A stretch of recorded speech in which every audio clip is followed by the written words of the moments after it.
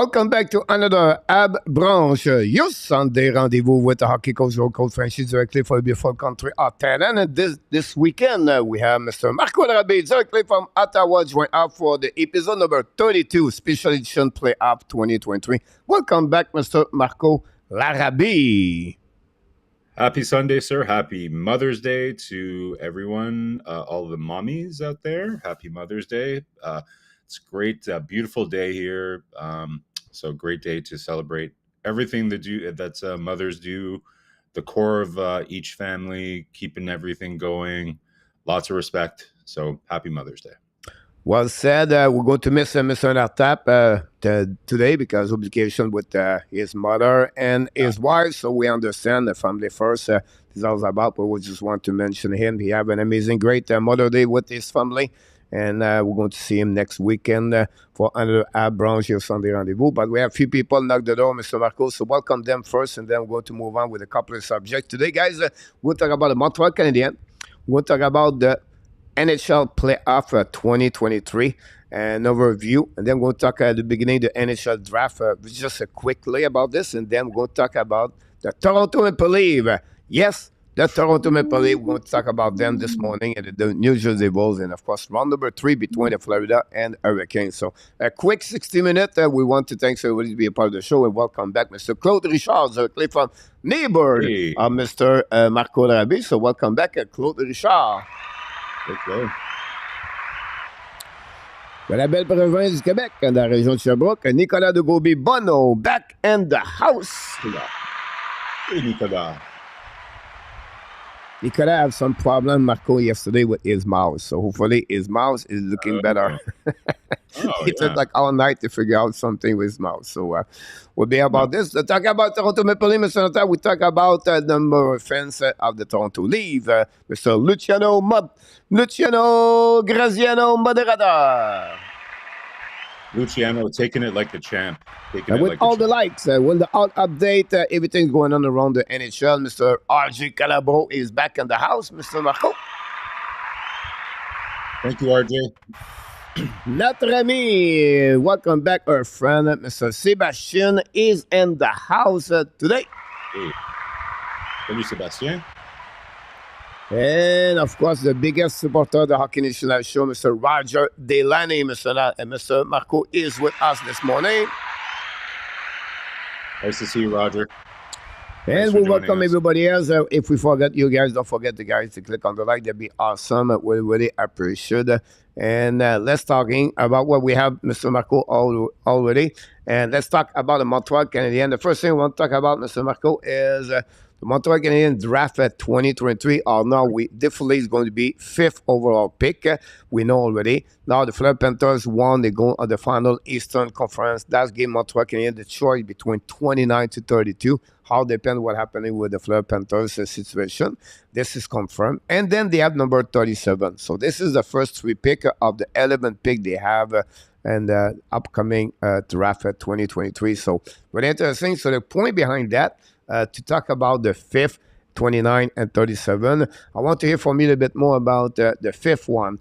What do you do with 5th pick overall? Do you see number 5? Do you move up or do you move down? Everything like that. And then we're going to get a bit more what kind of player do you select if number 5 is there. And maybe talking about maybe the mock draft pick, maybe for 1 to 5 or maybe 1 to 8 if you want to. So all the kind of content you can bring now on the table. You have an open door for you. And then if anybody have a question, guys, in the chat, please stay on the subject and then just put the letter Q. Go to answer to you right away. So only Millie Mello show this morning. We just have to be all together, guys. We are all around the table. We have Luciano, by the way, Marko said he did all the lunch this morning. All the brunch is ready. So Luciano, we have a very busy morning today. Yeah, he does a great job with definitely with the Habs brunch. Sure. Yeah. Well, Coach, there's a question of what would I do and then what is most likely to happen. Like what are we hearing that the Habs are going to do?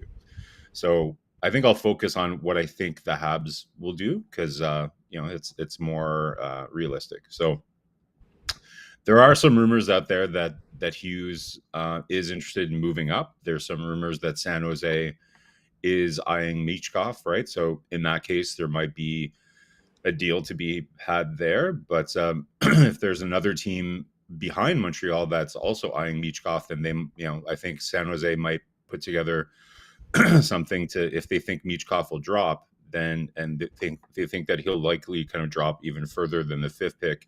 There's not just going to be one person participating in that dance. I don't see Montreal doing that, to be honest. Like, it depends what the premium is to move up one spot. Like if it's not unreasonable, then maybe Hughes would look to do that. But I would be surprised if that happens. So I generally think that they're going to pick 5th. So really we get to a question of, okay, so what's going to be there?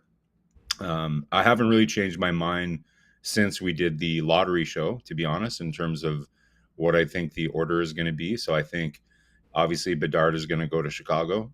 That's obvious. To me, Anaheim, Fantilli is going to go to Anaheim. I'm pretty confident Columbus is going to go with Carlson. I just don't see how they pass up on him.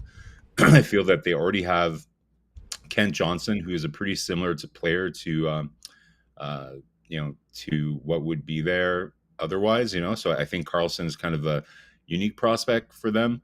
I think Will Smith is a good fit for them, but they already have kind of a Will Smith. So I don't know. I know you think that they're going to pick Will Smith, but I think they're probably going to go with Carlson. Then that's where we get to San Jose, right? So San Jose, that's kind of the wild card. Are they going to, try to move that pick to someone, either to Montreal or someone behind them? If they take Smith, then everybody's talking about, okay, that leaves Michkov on the board at number 5. From what I'm hearing, all the kind of, there's a couple of reports that you've seen out there that are saying it's quite unlikely that Montreal is going to pick Michkov at number 5. It's quite unlikely. Now, I think there's still a lot of due diligence to do there. I think Bobroff is going to really dig into it. I don't think they've really started digging into that file as much until they really finalized where they were in the draft. But based on a former scout who was just not Grant McCagg, but somebody who was a scout like less than 2 years ago, I think this was Michel, who's the guy on Jazz there? Michel, what's his face? The guy that does all the junior for RDS. What's his name again? Stéphane Leroux. Stéphane Leroux, yeah. So according to Stéphane Leroux, he talked to a couple different scouts that used to be with Montreal, and it's highly, highly unlikely.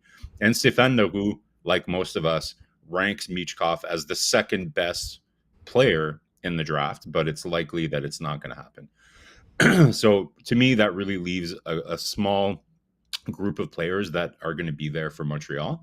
So you're either talking, and I'm not going to say it in order, like just the players that are right there would be Benson, Leonard, and you hear a little bit Montreal, about maybe picking a defenseman, but I don't think that they're going to reach at number 5. So to me, I would say it's between Leonard and Benson would be the players that are going to be there at 5. And it sounds as though, am I still here, Coach? I freeze? Yeah, you're still there. Just freeze right now, but we're going to fix. Continue what you're doing. We can hear you. You right guys now. still hear me? Yeah, we can. So you can stop. You can consider talking. Look like he left the building. So he was talking about the fact like a possible Montreal is going to be back right away. So we'll see what is going to happen there. There we go. Welcome back. We did not lose. Okay, we only freeze, but we don't lose any words.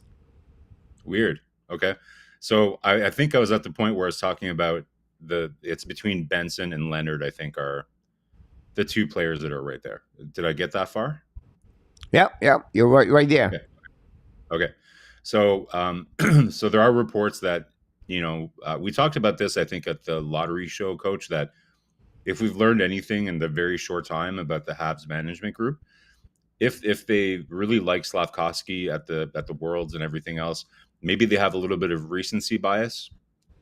And they really, really liked Leonard. They were really looking closely at Leonard at the U18s, right? So he killed it. That whole line, Perreault, Smith and Leonard had almost like a historic U18, right? So if I had to guess today, if everything slides the way that it will, if Smith is not on the table, I think Montreal picks Leonard. Is, I think, the safe pick. That's kind of where I stand right now. What do you think? Well, the biggest thing is about Miskov. That's the end after that. It's just because Miskov, be careful. Anaheim could pick Miskov. I would be shocked. Like, Anaheim is so close. Like, Anaheim has so many young Anaheim, prospects. if you think about this, like I listening a lot. Oh my God, the Atlantic podcast for the draft only, and they said it makes sense, right? They have Zegras, they have McDavid, they have Tressadol, they have a lot of prospects over there. The time they're going to be ready in NHL, when they're going to get right there, like at their prime, like starting to be at their prime, it's still out 3 years. They're going to get the best, maybe after Bedard, the best player in this draft right there. And they feel what we heard now from Broman. I don't know if it was Broman, somewhere else. Like I said, look, every star in Russia, once they finish the contract, they never continue to play another contract after that. So they're coming back for 99.9 is coming to be back in NHL and the year number 4. During that time, those players are going to be at the right prime. They were going to be, that team is going to be at one of the best. It's going to be everything select over there. So they really believe, they think that, I don't say they will. It just said this is going to be really interesting. They wouldn't be surprised if San Jose or Anaheim could pick Michkov, because they said after Bedard, nobody close like Michkov, and as a talent wise. Yeah. So they said, now at the flip side, so we talk about Anaheim, but he said I can go all the way to the 8 with Washington Capitals can select Michkov. This is not a danger, but that's what the problem with many teams, because you don't really know. But if Anaheim go with Fantilli, Columbus should be between Smith and Carlson, and then the San Jose Sharks. This is where we don't know yet. The San Jose Sharks last year, they trade their pick, and they pick up 3 other lower pick in the draft to rebuild a little bit or fill up their prospect bank they have, and that's what they're looking for. Now, Montreal Canadiens could make a trade like a San Jose Sharks to get Smith or to get Carlson. About that, I believe me, is really a downgrade if you don't get Michkov, Smith, or Carlson. Whatever Leonard is there, whatever is Benson, whatever it is, they are not close at who they are, the top 5 we talk about. If Montreal don't go that direction, for me, this is a downgrade for the Montreal Canadiens, because the best 5 players, they are all there. And there would be really a mistake if they skip one of the 5.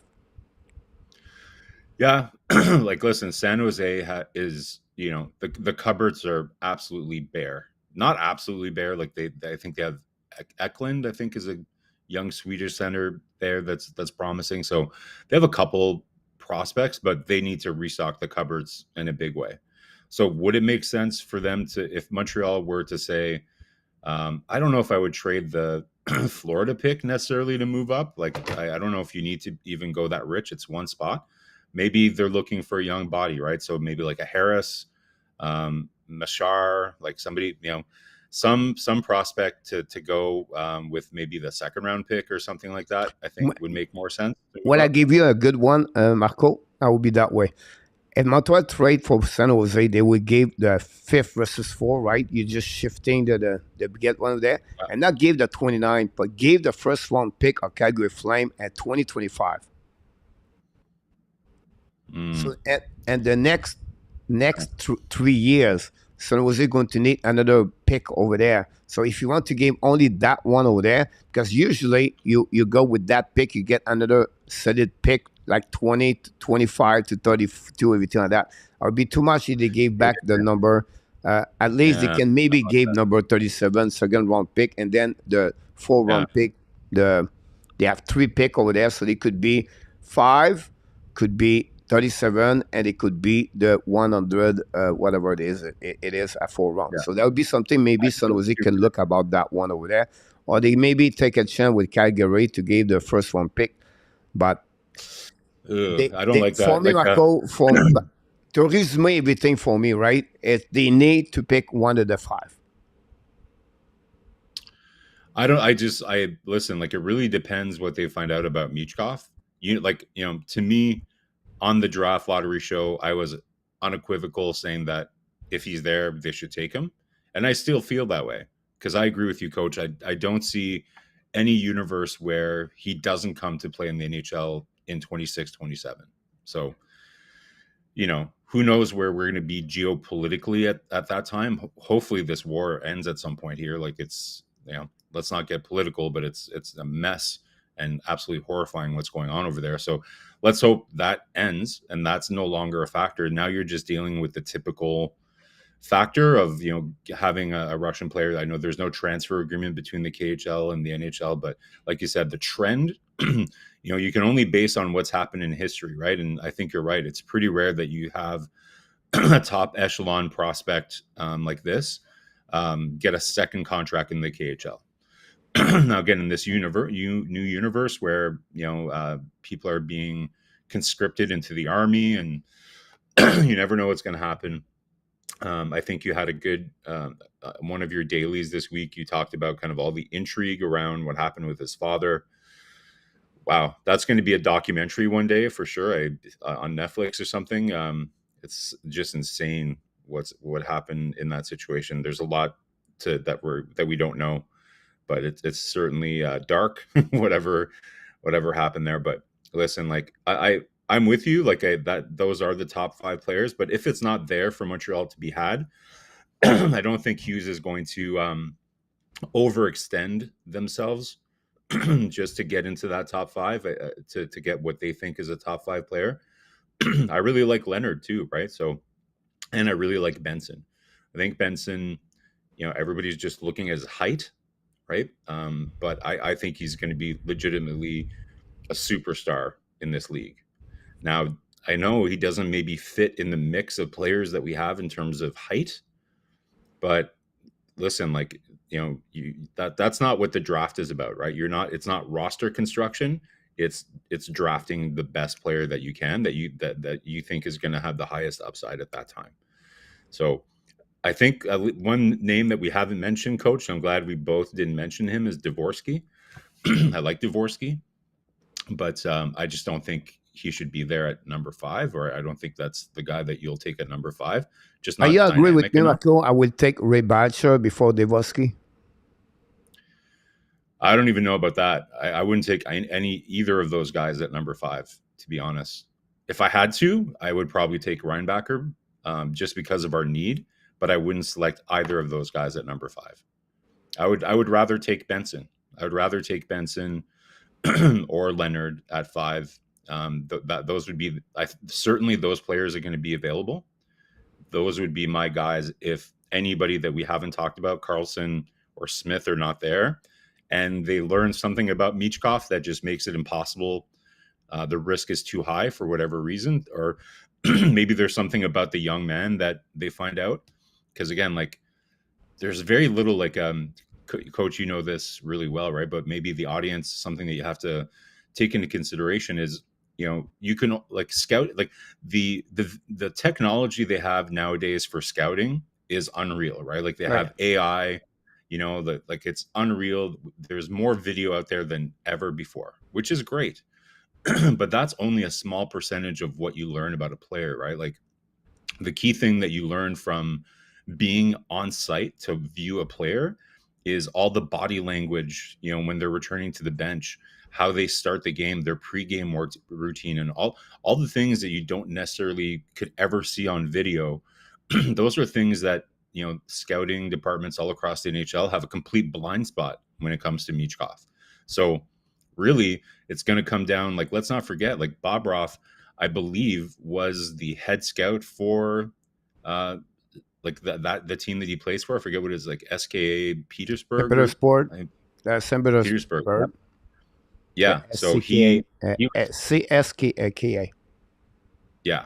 So he was the head scout there, right? So he's got his tentacles all over that organization. So huge advantage that we need to take advantage of, right? In terms of understanding the character of the guy, right? Because let's remember, like Hughes was asked that in his press conference, like what are some of the important things that you're looking at?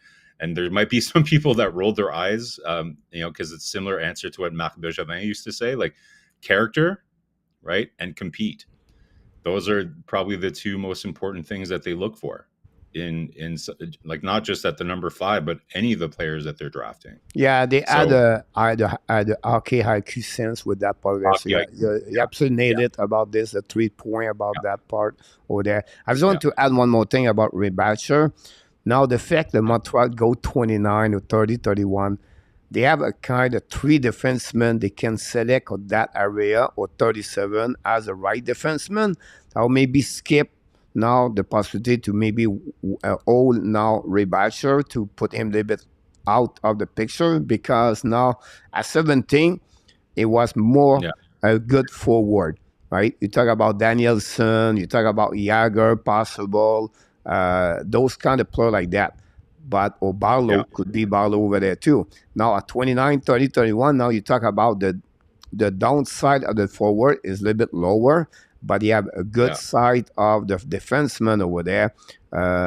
So that would be possible now. The Montreal changed the flip about the defenseman number 5. But again, back at what we said, they have to select one of the top 5 we have. They have that kind of the chance to do it. For me, but what cost? it's How not a expensive are brainer. you It's willing no to pay to do brainer. that?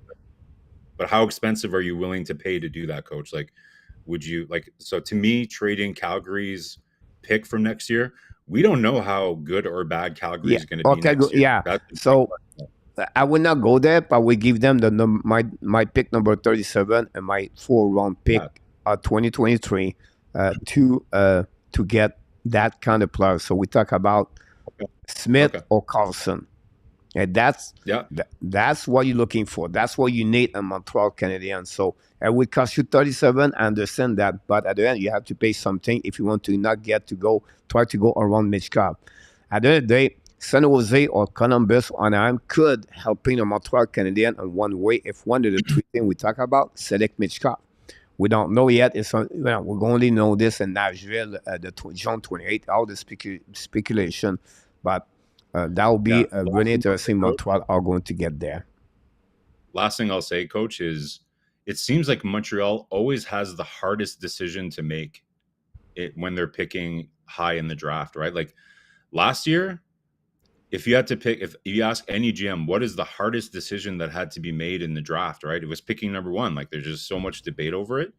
Not easy, right? Like, and then, you can argue that, yeah, like some of the other picks after that, it was kind of fluid, right? But again, very tough decision for Montreal to make last year. And then same thing, like if like when they're picking 3rd and when they pick 5th in the past, like it just seems like there's never a obvious player like, oh yeah, of course Montreal is going to take that guy. That is the guy. It seems I can't remember where we've ever been in a position where we don't have to debate it, right? Like if you're Anaheim, it's like 99% sure you're taking Fantilli. So I guess you could argue that Columbus is kind of but they're all good choices, right? Like Montreal, it's so I just feel like we've been so unlucky with the draft, of the timing of the draft and where we land. Like it's just so, but you just have to roll with it and make the best of the situation, but not easy, not an easy choice. Yeah, I'm sorry about that. So be very interesting. Pick number 4 would do Steve G. So pick number 4 would be so much easier for Montreal. Exactly. Steve. Again, they can, if they don't want to get Mitch Cobb, but they can go around. Now, all the conversation we have tonight, this morning, Marco and the other people in the chat, if Montreal want Mitch Cobb, it's another conversation right there. We cannot do this is the one they should get about that. We just try to see if really we don't know if they really want Mitch Cobb or not. The time will tell us.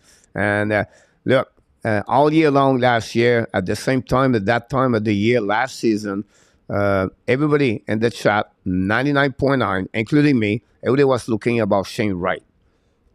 Most of the people was thinking about Shane Wright, and then starting at the end of the May, maybe more at the beginning of June, now the word of Slavkovsky was starting to get left and right, and now until to the end when Montreal go with Sarkowski. So, it's still early in the process for the Montreal Canadiens. You have to see the combine, and then you have the World Championship, and now some of them play over there.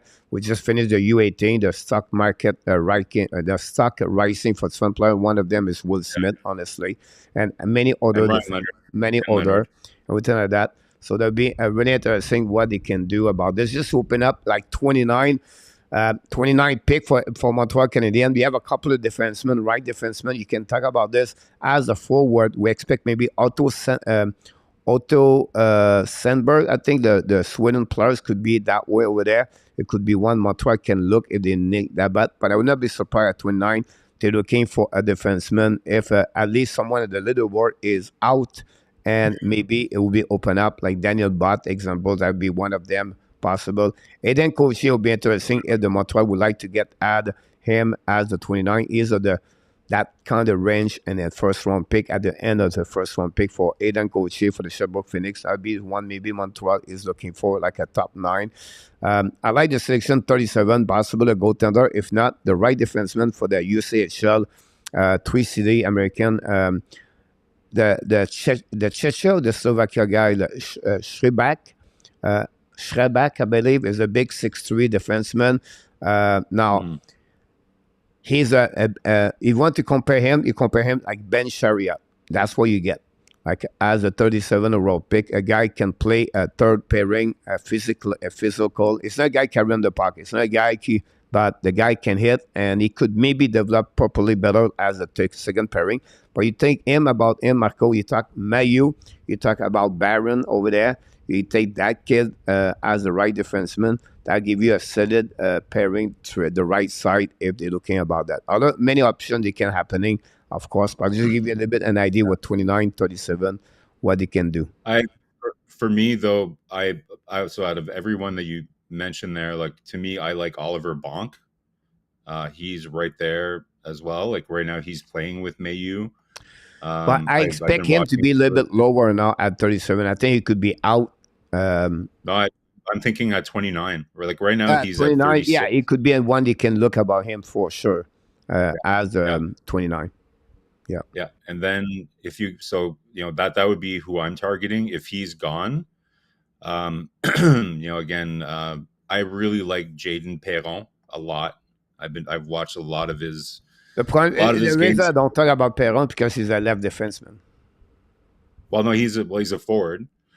Jaden Perron is a left. He's a winger, right? But he's amazing. He's honestly like one of the most competitive and skillful forwards out there. Again, he's a smaller guy. I do like Daniel Butt as well too. It's crazy, but right now, if you look at the mock draft here at 37, who falls, who we're drafting in the mock draft is what's the goalie? What's his name? Rabel. Yeah, he's ranked 37 right now, right? So that wouldn't be a bad pick either. So my mock draft is if it lands this way, if you can get Smith or Michkov with that pick, and then at 29 you're getting Bonk, and then Rabel for number 36 or 37, then I would be very happy with that. But we'll have to see kind of what shakes out. But those would be the guys I'd be looking at. There's also Dragovic from Tri-City, like you were saying. He's right now at 31, so he could be there as well. But it's going to be pretty fluid. Like it's as we know, Coach, like every team has their own list, and there could be a guy that's that's on the public list that's listed at like 14, and he could be 40th on their list, or there's somebody that could be 50th on the public list in a team. The interesting thing is to go back and look at the history of which teams tend to go off the board, right? Like the Islanders are famous for going off the board. New Jersey sometimes goes off the board. Yzerman goes off the board a lot as well too. So it will be interesting to see. Well, Columbus did it, right? When they select Pierre-Luc over Paul Jujavi, everything like that. So you never know. Yeah. Always have some kind of surprise. Nobody expect Cole Caufield to go drop to 15. We never thought Philippe Forsberg is going to be 11 and Nashville Predator many years ago was at the draft. He always someone, the two players you expect them. Last year, Lettery Mackey is one of them. That Go dropped. Yeah, like go lower, and you have another one go lower from Nashville. Who Nashville get last year? Vancouver got Lettery Mackey, and then Vancouver got Nashville got one. We was expect the Sweden players. I think it was. like the Finnish player, the sniper guy there. I can't remember his name, but yeah, I know exactly what you mean. Two of them are go lower with 15 and 17. So that's what happened there. We appreciate everybody to be in the chat. Everybody, Scherzer was the best goalie, especially in 2007 play run. Wow. Rudolph, what do you think about Smash Chef? I would take him at the early second round and take him with the protecting Hudson for Smith. Oh, right there. I think at that moment, Smash Chef would be out. I think at 37, Rudolph. Yeah, he's at 21 right now, but yeah. Like if he's there at 29 or whatever, then, but he's left-hand shot though. I don't think he's a right-hand shot. Yeah, he's a right defense. He's a right D, I believe. Yeah. So the next thing I want to talk about this is Cole Caufield. The rumor now look like, for what we heard the last couple of days, about possible Caufield ask too much money, and that's one push hard. Can Hughes play always is card of the, where he just said all the time, we don't want to talk about negotiation. We have to wait. It's hard negotiation. It's never know what long he would take, so everything like that. But for what we heard from some people, like he looked like like the Caufield camp are really looking for more money. So any news you want to talk about Caufield's situation for the people in the chat? Yeah. Also, just to confirm, Simashev is a left-hand shot as a defenseman. Okay. But so listen, no news. Like we can speculate about it, but right now there's no specific reports. Like there's some whispers. Certainly the longer that it takes here, obviously there's a sticking point, right? Like we still don't know if the sticking point is term or money. I don't think we know that for sure. So again, like to me, whatever effort that Hughes is making to make sure that his number comes in where it needs to be, then I think that's good. Like, I think we need to impress upon Caufield that the kind of culture that we're building and the team structure that we're building, if we want to win, we're going to need to kind of build it out in a way where there's some kind of like parity amongst like the core group of forwards, right? Like it just doesn't make sense for him to be making more than Suzuki at this point, especially if you're going for a short term, like a bridge deal, right? So listen, like Caufield, is well in his rights, obviously, to really kind of press Montreal. Like, but if you look at the comparables in the market, like I just don't see how he can be asking for more than $8 million, especially on a bridge deal. So I don't know, Coach. I don't think it's just more money or too much money. It's got to be the term. It's got to be the structure of the deal that they're still not aligned on. That's my belief. I think, from what we can tell, Caufield is a guy that's got a good attitude. He's got good values. I don't view like he's somebody, unless it's all of talks, he's always talking about team first. Like when he scores goals, like, well, we got the win. Like he says all the right things. He seems to be a kid that understands what it's going to take here to build a winning organization. So I would be surprised, if he's just like I'm getting my money and it was just something like that. So I think, again, we don't know anything for sure, but my inclination is that it's more the structure of the contract.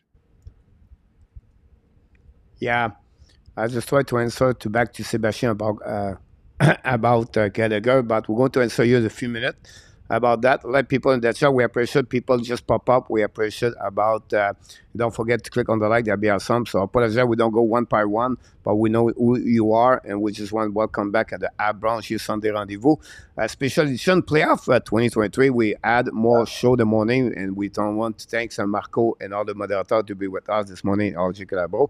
About Caufield, guys, I think you have to compare him a little bit like I would say to you. The best way I would say Malbo D for the Minnesota Wild is the one the contract. Dylan Carson is another one at $7.1 million. Or you can go with Jason Robinson. Only about the bridge contract, not only about the amount of that part, but I think that will be something that Montreal can go on that one over there. So the comparison that I want them to look at is the Jack Hughes contract. That's and he's very good buddies with him too. Like, to me, that's the ideal deal. If Cole Caufield thinks he's worth more on the market than Jack Hughes, then I'm not sure about that. Like Jack Hughes is an elite. Like Caufield is an elite goal scorer, but I think we'd all agree Jack Hughes is like a little bit of a step above, right? So like anything else, like we know these negotiations sometimes can get a little tense, like the longer it goes, the more that you have to start pointing out, okay, the negative aspects of their game. You have to start talking about their negative stats, and the longer it goes, the more chance it has to kind of fall on its ear, right? So let's just hope they get it resolved relatively soon. Like any business, Montreal wants to have cost certainty. They just want to know what is the number, what is the term, so that they can go about the next big piece of business that they have. So any uncertainty for business is not good. So for me, I would go with a bridge contract and go from there after that. It is what it is. Like if he's not willing to be in the right universe for the long-term deal, then that is the second best option, is to have a number that makes sense on a bridge, and then you're kind of kicking the can down the road till later, right? Which is fine. It's not ideal, if again it's about certainty, right? So I know let's not bring up Dubois, right? But as long as they don't make a mistake there and eat up a whole bunch of their cap with someone who's going to be maybe asking for another $8 million, then you're starting to kind of complicate things, because don't forget, you're gonna have like whoever we're going to be drafting this year. You've got Gouli, you've got Slavkovsky. Nothing wrong for Montreal Canadiens. Give him a 1-year contract or 2 years contract at $6.5 million, $7 million. Yeah, that to me, that's kicking the can down the road for sure. Right. So you can give him that kind of contract and then reevaluate in 1 year or 2 years. So look, you prove it to us now. That's why you don't want to sign a long contract, because you think you can, the end of the day is okay. How many goals you can get, and now how many goals you get for the team bring on the table. Now after that, they gave the negotiation about how much money he can make. For Caufield, until he not reach those kind of standard number, because he never scored more at 26 goals. Right? You can say, yeah, but he was on the pace, but it's not because he did it. He did not did it yet. Right, the pace is not the rate. Is the two things about that, and I think that's something you need to understand. Brisson have been there for many years. He know exactly what he's doing.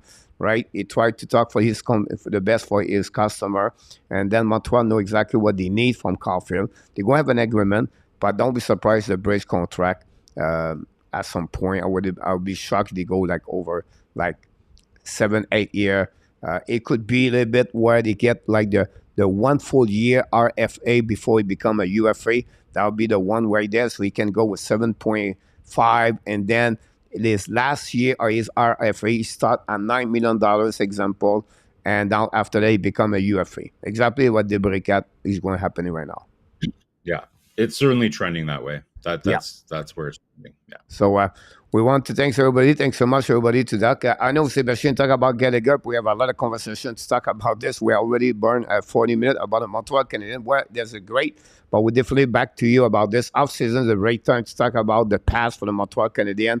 I would expect a quick, Marko. I know you talked about him last night. 2 minutes. if you want to talk about the Montreal Canadiens prospect are still in the playoff, or we're talking about Davidson with the Seattle Thunderbird. They tied the series yesterday. They beat the Winnipeg Ice 1-1. We talk about Owen Beckett, what happening to him last night, and then Logan Mailloux scored a goal for there. I think that series is 1-1, but I'm not sure if it's 1-1 or 2-0 for the Peterborough. And then the Rempart Quebec lost yesterday, the first loss of the playoff. They 1-1 again at Halifax. We don't have no prospect there. But just give us a little bit, 1-2 minutes about the three prospects I just mentioned. I think Davidson is definitely one of the least discussed prospects, but like it's having a great playoff, so definitely somebody to keep an eye on. I've been watching the London Peterborough series so far. It's good hockey. Like the OHL playoffs are just good. They're just fun to watch. Last year, so I guess what I was mentioning yesterday is watching Mailloux in this year's OHL final. I'm seeing and don't forget, like Jacky was an overager essentially. He was like 20 years old last year in the playoffs for Hamilton, right? But I'm seeing, like, I remember last year seeing Jacky playing for Hamilton as they made it all the way to the Memorial Cup. And, if you saw that, then you were a little less surprised about how he played in camp and the fact that he was able to make the team. So I see a lot of similarities there with how Mailloux is performing in the OHL playoffs right now. He's just physically dominant. And his shot is absolutely an NHL caliber shot. His outlet passes are there's still some positioning stuff, his shifts are long, man. Like it's crazy in junior how long the shifts can be. Like they're on the ice for like almost 3 minutes. So obviously there's going to be a huge adjustment when he goes to training camp. But in terms of like physical package, this guy is absolutely ready to play in the NHL. So it's really going to be how he's able to adapt. To me, everything that this kid has went through, you'd imagine that, he's had to really focus. Like, there's so many bad things that I'm assuming, coach, when things go wrong, sometimes you just throw yourself into your work, right? Like if you're having problems at home, well, you take that energy and you focus it all on work. I'm sure that's what it is for that guy, right? Like, there's not much he can do. He can't just be out there. Like he's got to be so careful. So I'm assuming that's going to, in a way, advantage his development, right? Because he's probably so focused on hockey, right? And he's got to be a serious guy. Like, he's already got this very serious strike on him. So I'm sure he's all business and really focused. So very curious to see there. Beck, very unfortunate, elbow kind of incident yesterday where he got ejected from the game. Peterborough still managed to come back, but both performing really well. Peterborough is kind of a weird team. Like there was a lot of reports that it was kind of a toxic environment, but they put it together. Othman is such a good player. The Rangers have such a good prospect there. If there's any way Montreal could sneak that guy away, Othman is such an impressive guy. He can score, but he's also intense and physical. I love that guy. Yeah, well said about that one over there. Like I said, we're going to talk about Gallagher another time. We have a lot of things to talk about, so we understand what you're thinking about this, but we don't consider, for me, Gallagher the same caliber like the captain for the Montreal Canadiens. Anyhow, this week in the playoff, we got two teams got eliminated, the New Jersey Devils and the Toronto Maple Leafs. We want to finish the show with a little bit what's going on with the NHL playoff around. But the big thing, Mr. Marco, is okay, the Toronto Maple Leafs. Now, what's next? Fire or not the staff? And that's what the biggest question about this one over there. Who is out or who is not out? And we'd like to hear from for the fans in the chat. What's going on happening with the Toronto Maple Leafs? I'll go to maybe give you a surprise answer about that one over there. So I would like to hear from Marco. What do you think first? Then after, we're going to talk about the players. But at the beginning, we talk about the staff management first, and we're going to reach the players. So anybody in the chat have any question about the Toronto Maple Leafs, or you want to tell us what you're going to do, please don't hesitate to put your answer in the chat. And Marco, can wait to hear from you. What do you think?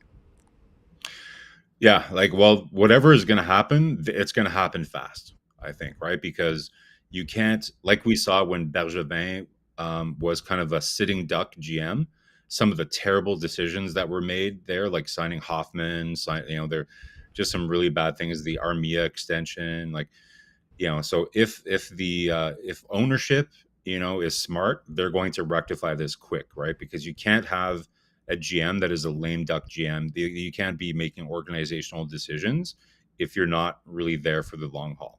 I'm sure that this is something that they're dealing with right now.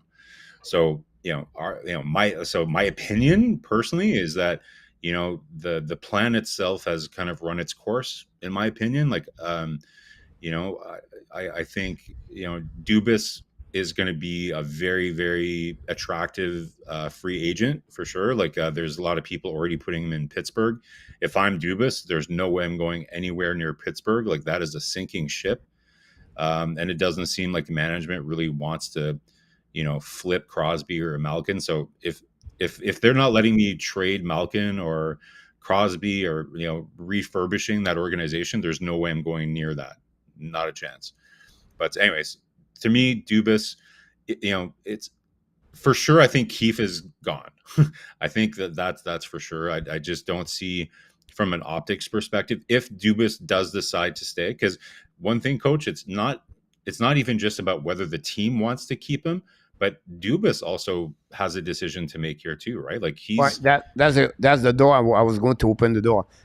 That's what I was surprised everybody. The Toronto is not going to fire Dubas. Dubas is going to Yeah. leave by himself, and that's what the Yeah. biggest. And that's what I want to bring here this morning, because I think about this. If you really, really go deep, Dubas is considered one of the top best GM in NHL. If he gets fired tomorrow morning, he's going to have a phone call from many teams who would like to get a Kyle Dubas as the general manager and their team. So you can complain about what he did, but again, it's not always perfect, right? But again, I think for me, Dubas is considered one of the best in a GM. I'm telling you right now, I don't think it would be slight that way, but I think Dubas, if he want to live, he want to go Calgary, or he want to go Pittsburgh, he have everything. The biggest problem behind that is, I don't know if Marko will agree with me, but it's how many years the Toronto want to offer to him. Not about the salary per $1 million per year, like a $5 million, but it's more about how long he want to give his contract. Is it a 3 years? Is it a 5 years? Is the guarantee or not? Like Pittsburgh can open the money there with 5 years, $5 million, and they can go over there. Because I think, if you think about this, the people complaining about Toronto, everything like that, but at the end of the day, if you look about the last 5-6 years, the record as like Shelton Cave guys, they have the best the coach and the history of the Toronto Maple Leaf. Yeah, like, listen, like, let's take a step back. If there's anybody that's failed, it's not Keefe, right? Like, he's been adapted. Like, he's adapted throughout the whole thing, right? Like, he had a blueprint, several years ago. He wanted to try skill all the way up and down the lineup. Okay. And, he tried that. He tried a couple different versions of that, but then he pivoted. Then he's like, okay, what, we need more experience and we need more grit. So what I look for in somebody like a manager or somebody, any employee that would be working for me, is adaptability. It's nice to have a plan, but you have to look at the data and you have to look at what's happening and adapt to what the reality is. So to me, Dubas has done a tremendous job adapting to that. Look at how resourceful he's been with the goaltending situation, right? Like, so to me, he's not the guy that's failed. You could argue maybe Sheldon Keefe has failed, but again, when it comes to playoffs, Coach, X and O's are only really a very small percentage of it. It's the players need to go on the ice and perform. That's really all it comes down to. So if there's anybody that's failed, it's the players. It's as simple as that. So if I'm a Toronto fan, I absolutely want, Shanahan is what he is. I don't know how much value he brings to what Dubas does, but assuming that's a good relationship and that's working well, fine. Leave Shanahan and Dubas there. You make a coaching adjustment because you need to do something for the market. You need to show them that you're changing something. So management wise, that's if I'm a Leafs fan, it would be great news if Dubas comes back. He is a very resourceful and successful manager. Now let's talk about the players. That was our next step, right, Coach? So the players, this is a very, very eventful summer, right? So you've got Marner and Matthews. Their terms are going to be ending after next year, so they're eligible to start negotiating for a new contract as of July 1st. Marner, I believe, gets no trade protection as of July as well. So these are things like that need to get resolved right away. Tavares already he has 2 years left on his deal, and Nylander as well is the same situation as Matthews, right? So I think Marner has 2 years left, but he has the no trade that's kicking in. So it's a very pivotal time. Other than Tavares, he's not going anywhere. He has full protection, no move, not even no trade. He has no move, right? Now, can I open a door for right there, Marco? Yeah. Look what Julien Brisebois did last year. He said with Rand McDonald, he said, look, we need to trade you now. I know you have no clothes, but we need to trade you. We have no choice. We need to go left and right. We have to do something about that. Yeah. Yeah. If I was the boss right now, I would go with Tavares. I said, look, he said, what, 2 more years, 3 more years? I believe Tavares, $11 million. Look, I know you have no clothes, but we need to trade you. That's what we are right now. He needs the best now to have hard decision. That's the only way if he wants to stay with Toronto. He needs now to be a hard decision. He's really close with the people. Like Keith has been his coach since his junior. If you follow Keith, talk about the Marlins, talk about junior, talk about NHL. He's only been the only coach he worked with. So for me, if I was Dubas, I would go with the captain. I would say, look, we need to do something here. We have no choice right now. I understand your contract return that, but I think that's something possible. Brisebois did it, and I think he can do it too with Tavares. This is the biggest thing I think compared for 3 other players. They need to trade Tavares, in my opinion, or you have to move him as a center, as a winger. So I listen, great point, great parallel for sure.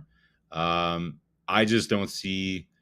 And there's some parallels there, right? Like between Dubas, his loyalty, and kind of Bergevin era, right? Like very loyal guy. He's stuck with his core 4 and with his coach. But listen, like you can't make the same mistakes that like Bergevin made. Coach, I don't agree with the move here. To me, Matthews is the guy that I think you move, to be honest. Out of all the 4 players that you're looking at, to me, even though he had a playoff point streak of, I think, of like 10 games, to me, just from that eye test perspective, he's just never really brought it in the playoffs. Like you look at what McDavid does, like how he's elevating his game right now against Las Vegas. You look at what Draisaitl is doing, and McKinnon. Like I've never seen him elevate his game in the playoffs like that, not once. And it's been 7 years, right? So McKinnon, you can say what you want. Like, yeah, Colorado, it took them a while to break through. Tampa Bay, it took them a while to break through. But the players themselves, like McKinnon, I think he was like number 4 all time in points per game in playoffs, even though Colorado hadn't won a cup yet. His performance though was amazing. So to me, Matthews is the guy. Like I just don't like. To me, they need a little bit more flexibility in what they can do. Like they need to get another elite D-man. Morgan Rielly absolutely stepped up and had a great playoff. I found like after a really tough regular season, Morgan Rielly was for sure their best defenseman. But they need another guy on defense. So when I would say to you, they need to move. For me, they need to move again about money wise, right? I think for me, it's time right now to split with DJ Brody. I think Brody right now is at $5 million. He's 32 years old. He has 1 more year to go.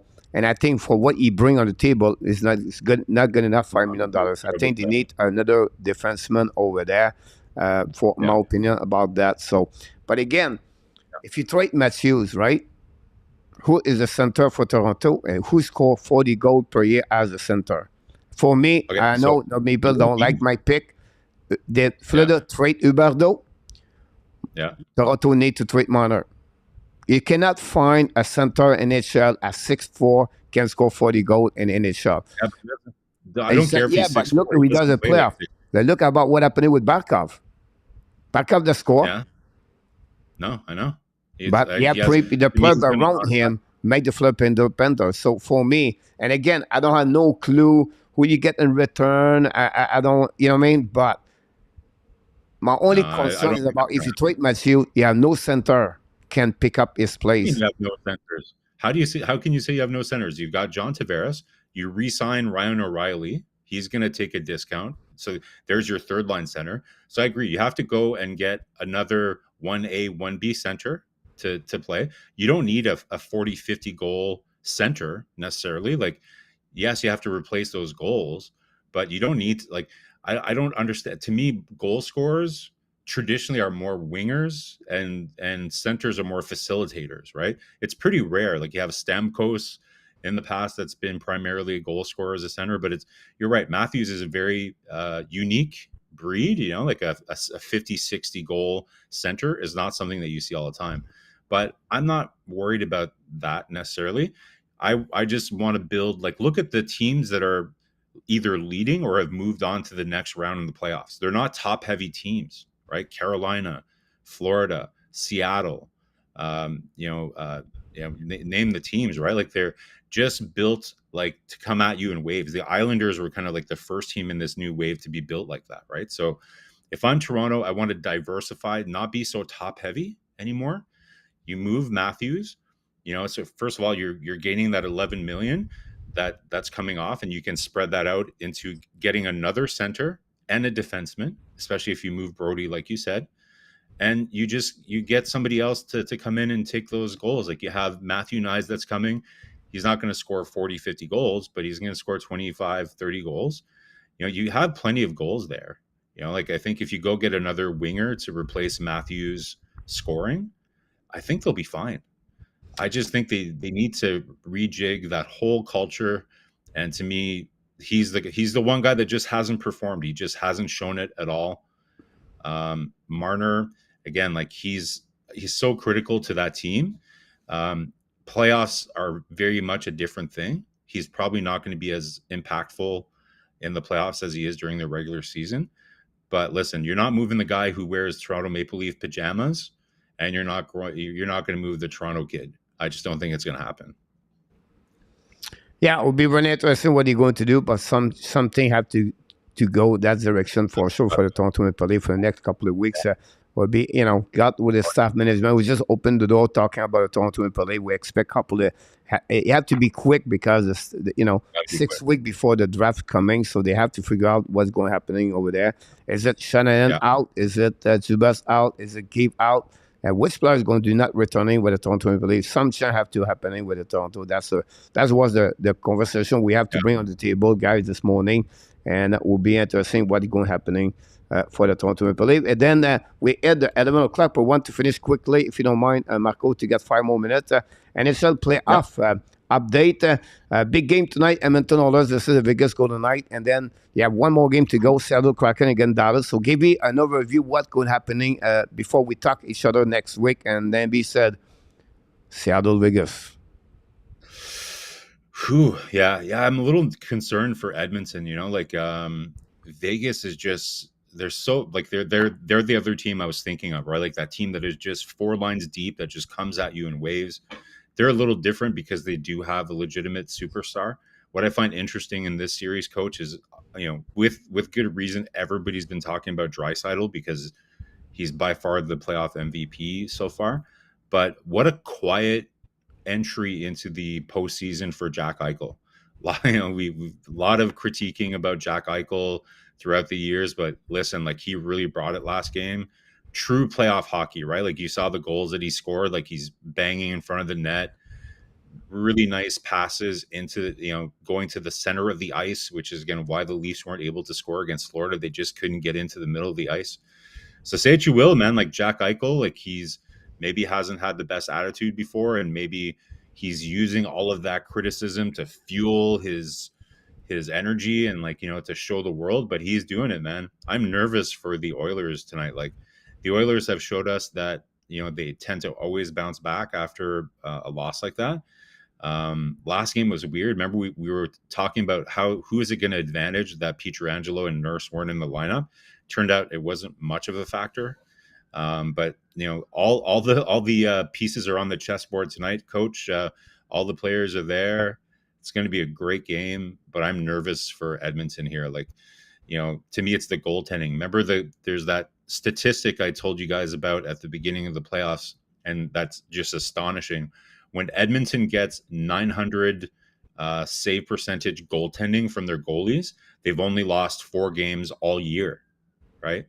But they're not getting that right now with Skinner, right? So very tough decision there, because, you know, Campbell has actually looked pretty good in relief coming in, but man, it's a do or die game. Skinner's been your guy. That's a very tough one. If I probably would go with Campbell, to be honest, but I don't know. That's a tough one. But I'm very nervous for Edmonton tonight. I really want to see Edmonton go to the next round. They're just so much fun. Because I'm really rooting for Draisaitl. Like, I want Draisaitl to just shatter all the records, right? Because I'm a young guy, you know, I'm younger. I didn't see all those kind of like records in the 70s. So I want to see somebody from my generation be the best at all time in playoffs, right? So I'm rooting for Draisaitl to just have this magical, historical playoff run. So that's what I would like to see. Seattle, Dallas, that's a pick me series. Like, flip a coin on that one. You know, What a crazy Seattle, series about that one. There's like every game is one way. It's not like both ways. It's not like well, consistency. I would say that maybe the best word about describe that series, because one game is all Seattle, the next game is about Dallas. One game is all about Ontanger, amazing. The next game is all about Grubauer. And Grubauer's the last 2 games is average save percentage only 8.8, I believe. And then the Seattle found a way to score, because Oettinger, it looked like bad right now. What is rare, you expect him to be that way with only 2 bad performances of the 6 games so far. That's not what was expected. And then Robinson, whatever, have 3 assists the game prior to that one yesterday. He have only 2 goals in the playoff. And 12 game right now. That's not Robinson. We expect John Pavelski and Hens 8 goals each other. Very Austin Matthews-like performance by Jason Robertson so far. One thing I would say, Coach, I have so much respect for Seattle, and I will not be shocked at all if they win, but it's hard to bet against Oettinger. Like, the guy has an amazing record after a loss, kind of like, not to the point where Vasilevsky, like those kind of numbers, like the last couple of years, but his numbers. It's similar. Like, it's rare he lost a back-to-back game. Maybe that. You're absolutely right about that. For that situation, play home, they'll maybe helping the Dallas Star too, to protect a little bit more. You know, what we learn is never discount on the Seattle Kraken. They always come back and they try to bite you. They'll be the game number 7, second time this year. And twice they faced elimination. They won both games. Tomorrow will be the game number 3, and the third time will be interesting. Edmonton, Vegas, but he got, look, 47.7% percentage power play for the Edmonton Oilers. They need to score 5 versus 5. And now I think for me, they need support. Now we need Hyman, we need Kane, we need the McLeod, we need Fulgel, we need Yamamoto, we need those kind of players step up. A good performance, a goaltender, that will be the key behind that one over there. And last one, because I think we're going to see next week, I think that series will be start. I'm talking about Florida Panthers versus Carolina Hurricane. So I want to give us 1 minute overview of that series. We want to thank everybody in the chat, but what do you think about that series? Listen, like, it's not the marquee teams that anybody was expecting, obviously, and not the biggest market. So the NHL is probably wincing, you know, but I know on paper it doesn't look sexy, but this is going to be a very intense series, right? Like, these teams play very similar style. They play very, very aggressive puck pursuit in the offensive zone. They put so much pressure in the offensive zone, and they cause so many turnovers. It's really the team of destiny, the way that I would call the series, Coach. Florida, the team of destiny, versus Carolina, the robots. Like, they're just absolutely programmed like robots. Rod Brindamore, you know, has them just fine-tuned, like absolute. It's like he's trained a whole team of AI that's just playing the game in the perfect way. But versus like the team of destiny, like which one is going to win, the computers or the team of destiny? It's going to be very interesting. Hard to predict. I would have to say Carolina has the most depth, right? But Florida, they have the team of destiny thing. So I'm going to go with Florida just because it's the worst thing that could happen to Montreal. And that seems to be the trend. So, of course, Florida is going to go to the Stanley Cup final. And we're going to drop even further with our pick. Is it the end of the who is going to be the Cinderella team this year? Is it Dallas? Is it Carolina? Is it Florida? Or Seattle? One of the four is going to be the Cinderella of the NHL playoff 2023. We'll be interesting about that next week, Mr. Marko. We're going to go NHL mock draft for 2023, and we're going to talk about the nomination of the trophy. So we're going to go a little bit more because we have less game and less playoffs. So we're going to share a little bit more what's going around. What a great show this morning. We want to thank all the moderators, but most of the people in the chat. Very great people over there. Thanks to join us and stay with us all day. All the show today, 60 minutes. And plus, happy Mother Day for each one. Mother here maybe, or they listen to the show, or maybe your wife or your mom, alive or not. It's a day where they are special people, make us so everything where we are today. So, Marko, great having you aboard. Thanks for joining us. We'll see you next week again for another BRUNCH your Sunday rendezvous. It was a pleasure. And up top should join us next week, and maybe Michael Deverneau talking about the draft. And we'll see happening with the Memorial Cup next week. So, that's still the hockey this week. My possible game number 7.